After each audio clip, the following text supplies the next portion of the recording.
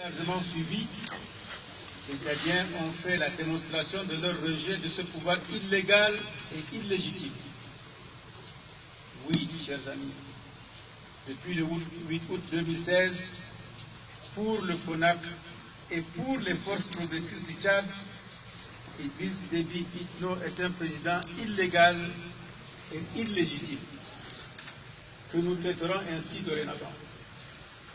Nous regrettons évidemment la présence à N'Djamena le 8 août d'un certain nombre de chefs d'État africains, même si cela ne constitue plus vraiment une surprise.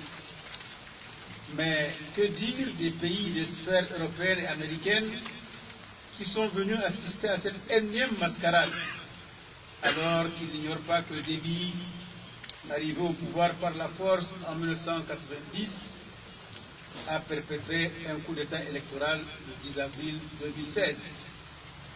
Qui ignore que les 4 élections présidentielles précédentes n'étaient qu'un simulacre et une farce électorale.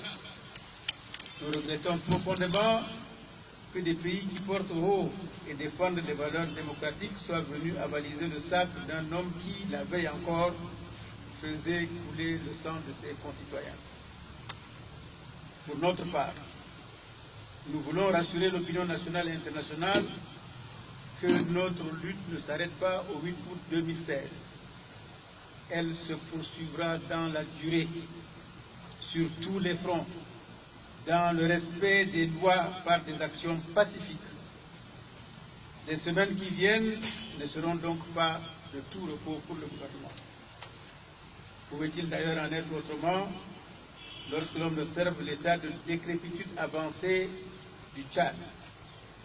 Le seul choix qui nous reste, nous, véritables démocrates, c'est de livrer une lutte sans relâche contre ce système honni par tous et qui tient tout un peuple en otage.